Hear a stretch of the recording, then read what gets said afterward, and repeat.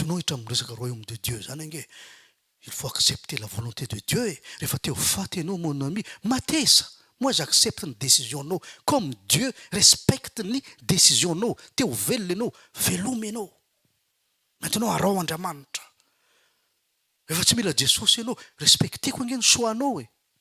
fa aza tonga ty aminay miteniteny hoe Jesosy inonao io raha fa efa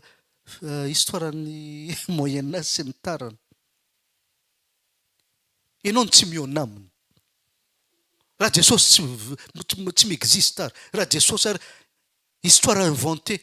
maninona ary misy jamba mahiratra amin'ny anaran'i Jesosy adininao iny maninona ary misy sitrana amin'ny anaran'i Jesosy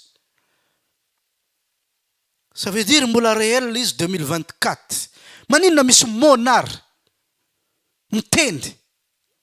mona hatramin'ny voakely rehefa metrahana tanana izy dia mitendry sa science le izy